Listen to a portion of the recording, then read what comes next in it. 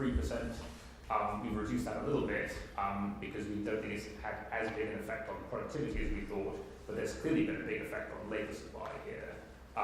Some of it may be attributed to difficulties in the health service. I think there are lots of people looking into this question. I think it probably is too soon to draw definitive conclusions about why we've seen such a big increase in activity relative to other countries, because other countries' health services were also disrupted by the pandemic, and to some extent still are. So I don't think you can draw any immediate direct conclusions at the moment, but people are looking into this, and it's something we're going to continue to look at in the course of our work to try and understand what are the drivers of this rather unusual big rise in inactivity that we've seen here in the UK. But you have seen some big scars from the pandemic itself, as well as David was saying, from the rise in energy prices, which reduces just the productivity of businesses, which are, particularly those which are energy intensive, is just raising their unit cost of doing business. And so one of the key drivers of our long-term productivity forecast is not so much what's happening to energy prices now, but where markets expect energy prices to end up in the middle of the decade.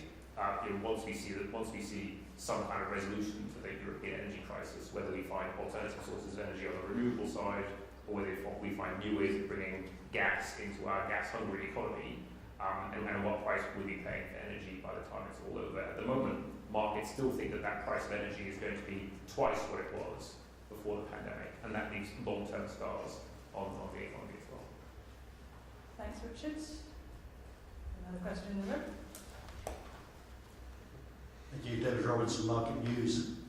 You've again forecast that the saving ratio declines to around 0, which isn't the view shared by the Bank of England or widely elsewhere. And some people say recent data would weigh against that if you look at bank deposits and others. And it makes quite a big difference to your forecast. Do you want to explain why you're still holding to that forecast and what difference it makes if it were not to pan out? It's true, we have a lower savings rate forecast than many others. Certainly the Bank of England have had. Not sure where their current thinking is on that. I think, David, you went into a little bit earlier, maybe when I was mentioned one thing that I think is relevant here, which is that a zero savings rate, when you define savings as excluding contributions to pension funds where people don't have much discretion, sounds unusual, although historically it's not. I think I'm right in saying that for much of the period between about 2000 up to the financial crisis, so almost the first decade of this century, on that measure anyway, the household savings rate in the UK fluctuated around 0. It wasn't much above that. So it wouldn't be that unusual to have a savings rate that low, and I think there are some pretty obvious reasons why you might expect the savings rate to be low. The hit to real disposable income is very material over a couple of years, something like 6% of people's disposable income. And our own assessment is that some of that is a temporary hit because we've got the price of gas coming down. It doesn't get back to where it was before, but it does fall off as you move through this year and go into the sort of medium term. And if households view it as a big, but to some extent temporary reduction in their disposable income, it's natural enough that those that can smooth a bit the impact that to some extent temporary on consumption do so. So that really is the logic behind the lower savings rate than others, which we take a view that it's still a plausible and central forecast. Of course, it's also the case that with inflation, at least at the moment, we think it's going to come down sharply, at least at the moment, pretty close to 10%, even though the interest rate people are getting on those deposits may be 2.5%, that's a -8%, -7, -8% real return.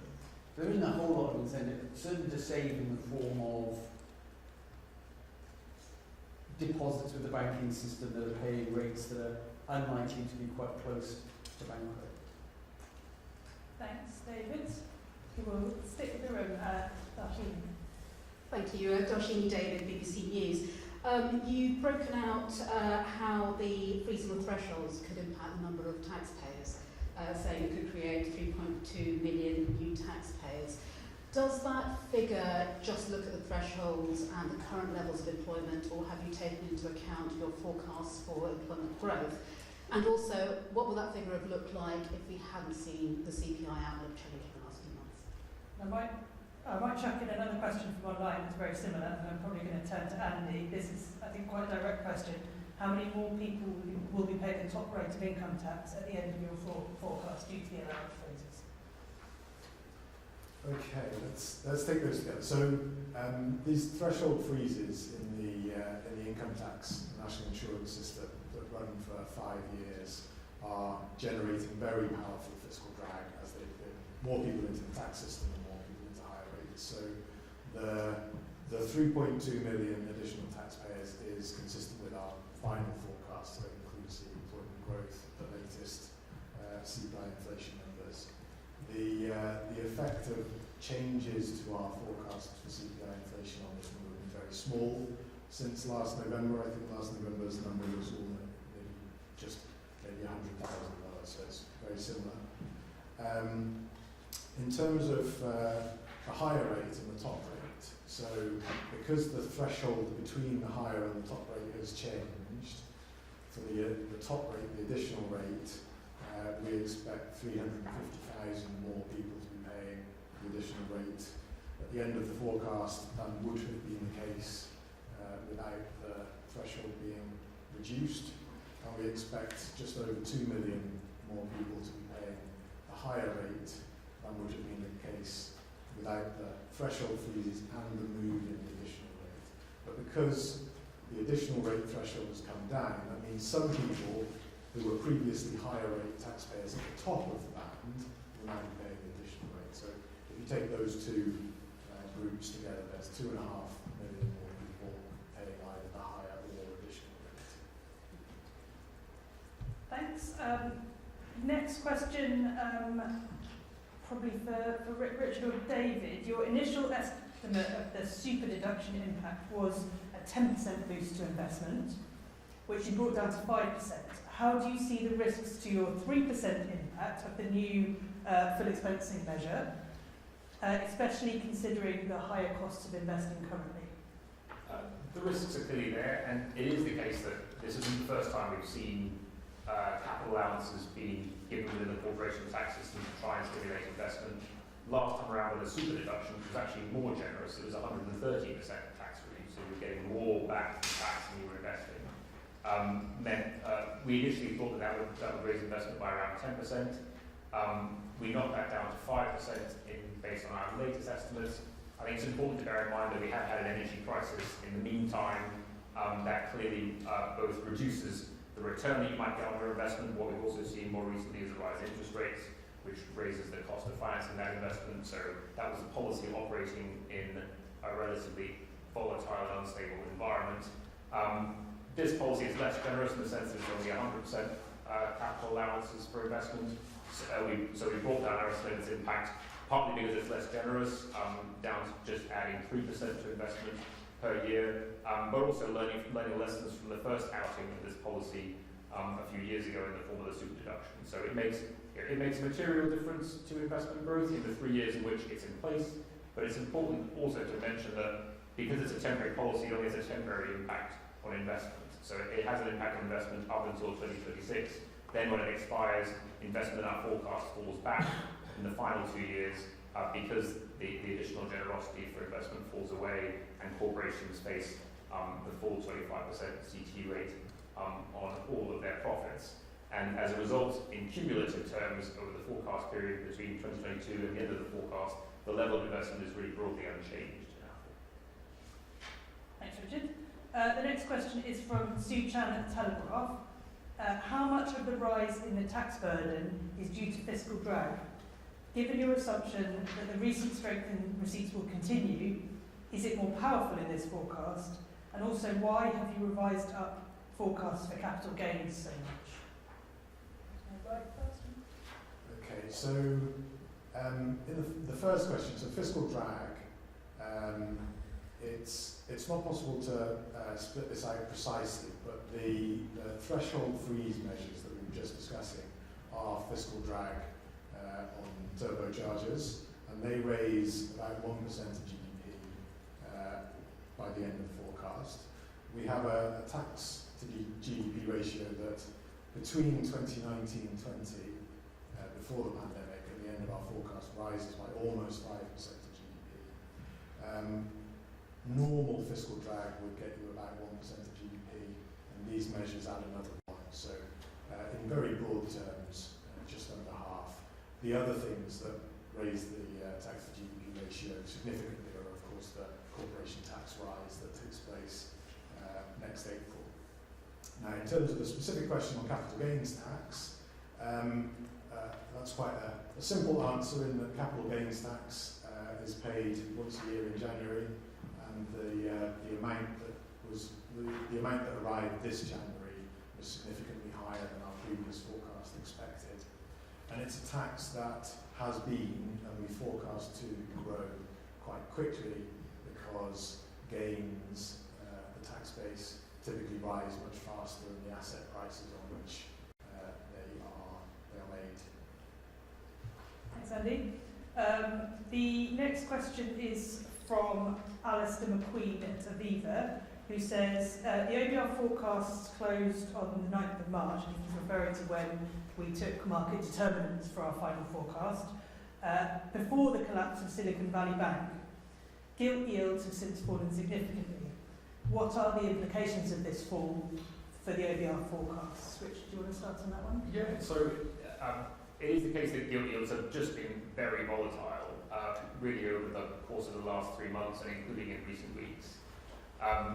Broadly speaking, a 1% rise or fall in gilt yields changes borrowing by about £20 billion in the final year of our forecast, so that's more than the £6.5 billion that the Chancellor has set aside against his fiscal target in the final year.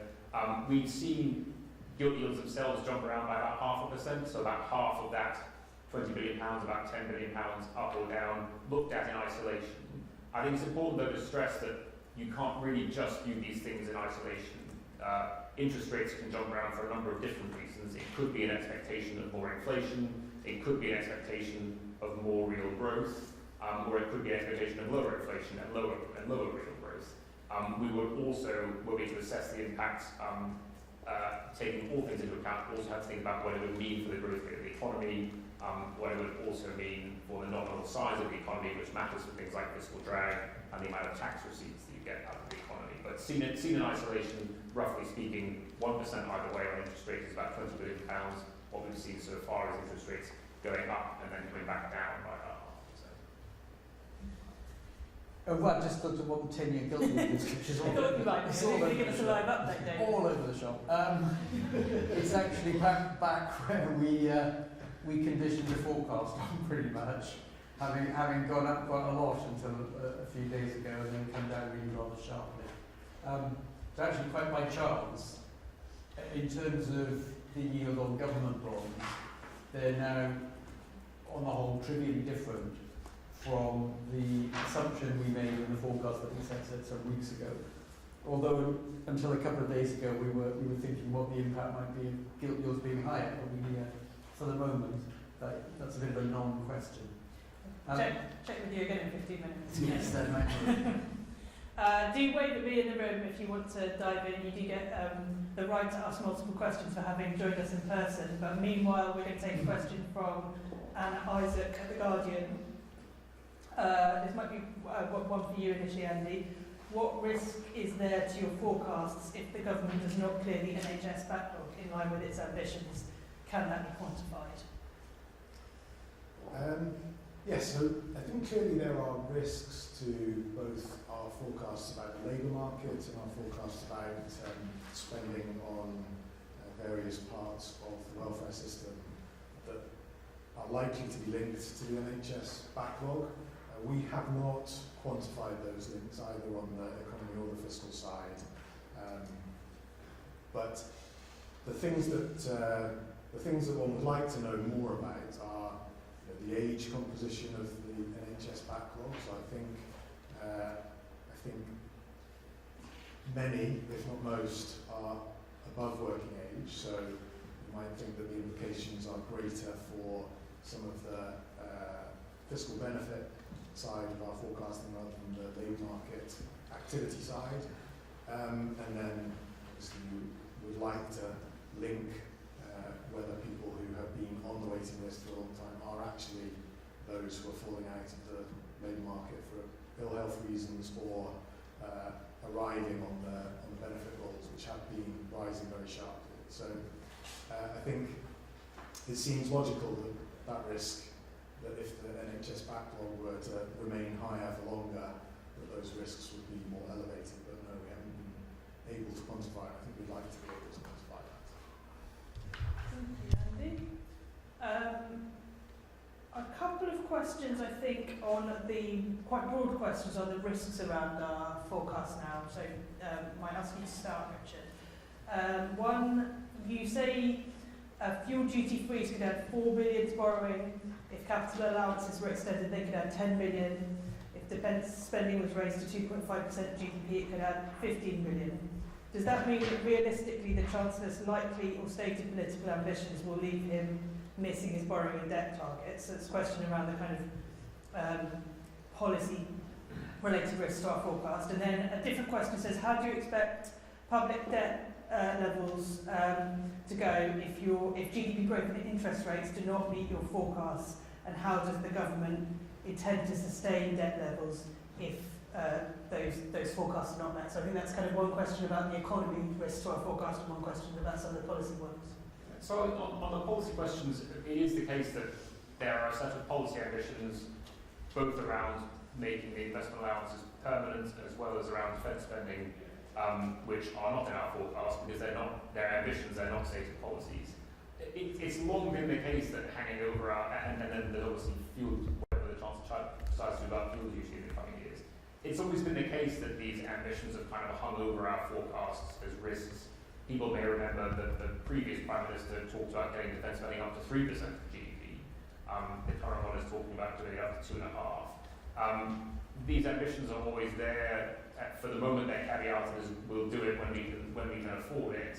And therefore, we don't assume that it's going to happen now and plug it into our forecast because it's clearly not happening now. But we would do were the government to make that commitment.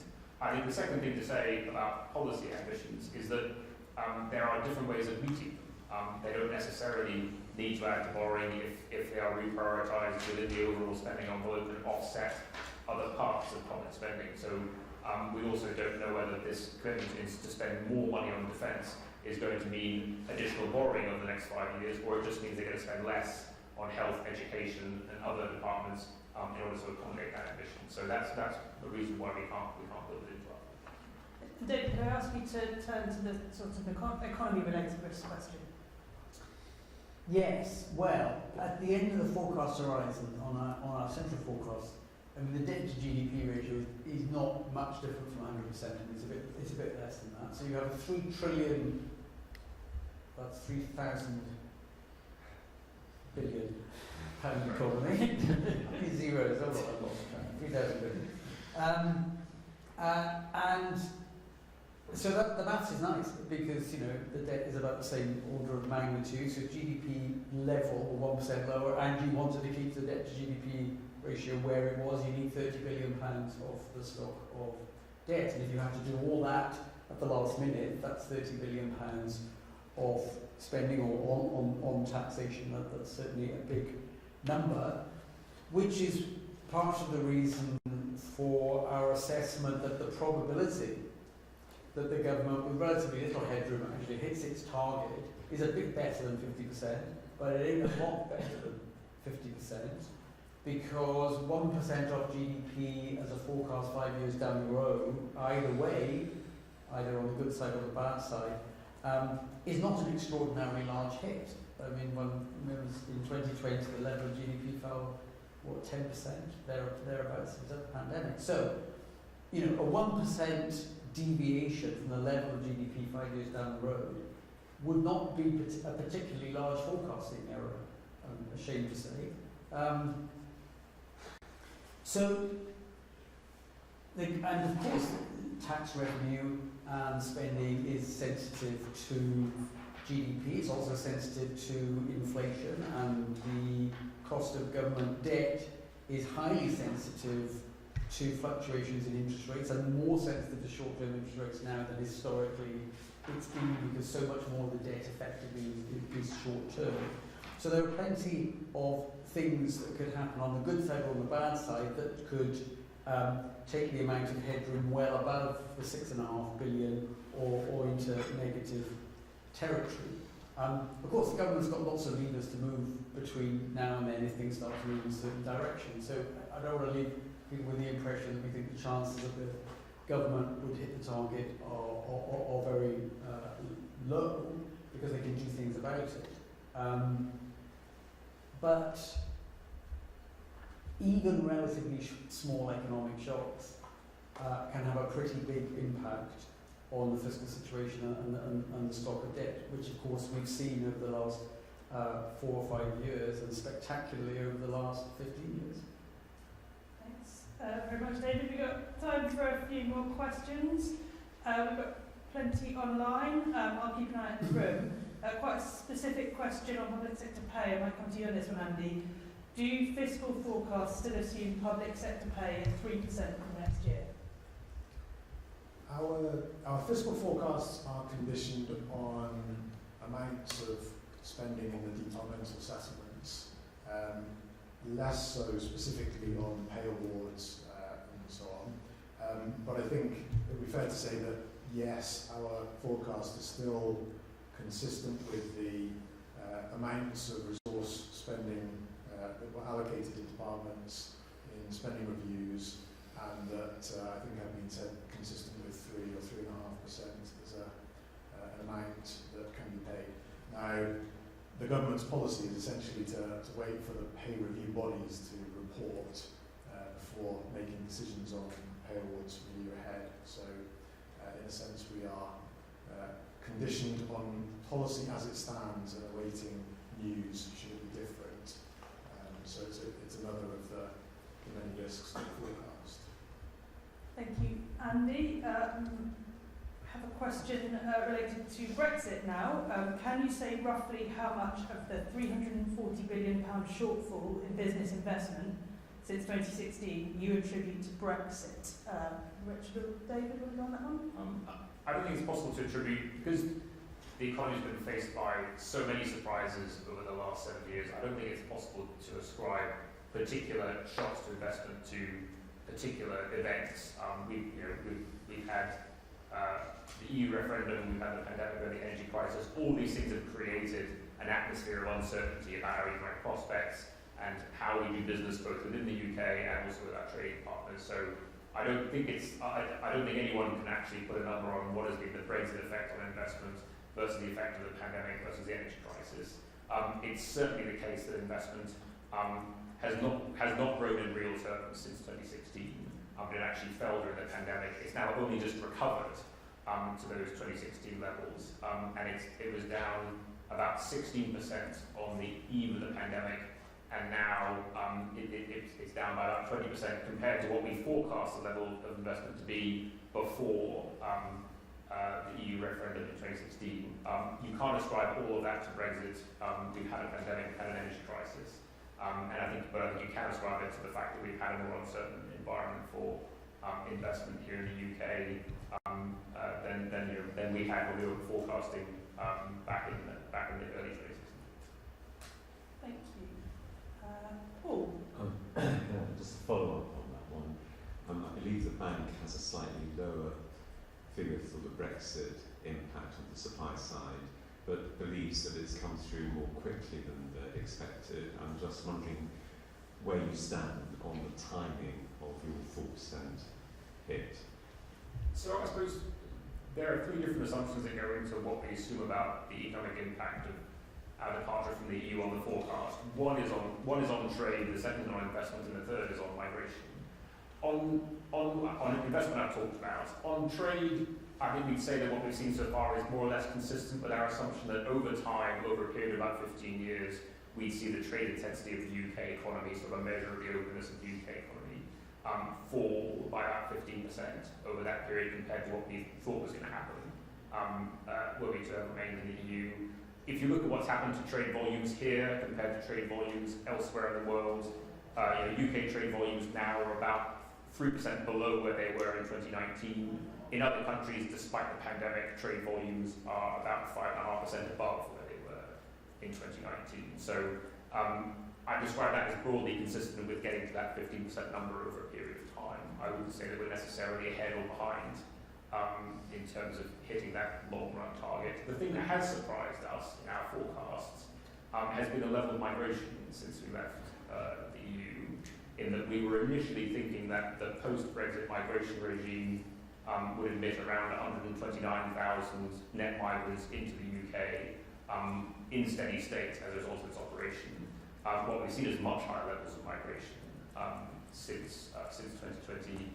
The latest ONS numbers were around 500,000 migrants now. Some of that may have been temporary. We took in a lot of refugees from Ukraine. We took in people from Hong Kong and other places.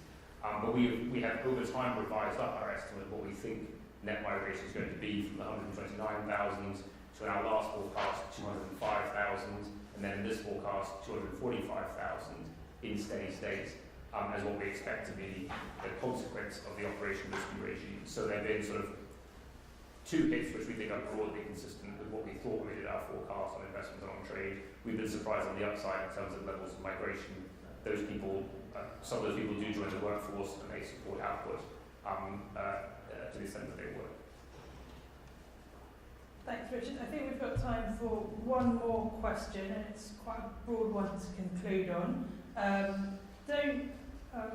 challenging one. Don't you think your forecasts are overly optimistic? How does the government intend to pay for this new spending without increasing taxes in the longer term? You can take that question and add any final words you have fitted in as well. Sure. So we always compare our forecasts with those of other independent forecasters out there, and you can see on the chart 2.23, which is actually the last chart of the economy chapter in our economic and fiscal outlook, how our forecast compares. It is the case that our forecast is just under 1% more optimistic about the growth outlook than the average. That does reflect, as David was saying, a number of factors. One is the fact that ours is the most recent forecast as of today. There'll be more after this, but the picture on energy prices has been improving over time, and it's been also the case that everyone's forecasts have been improving as it looks like energy prices are coming down, not just in the near term and the medium term. So part of it reflects the fact that the news has been getting better about the UK economy over time. It also reflects, to some extent, the impact of the policy measures announced just today on the labour supply, as well as in the near term, the policy measures that stimulate investment.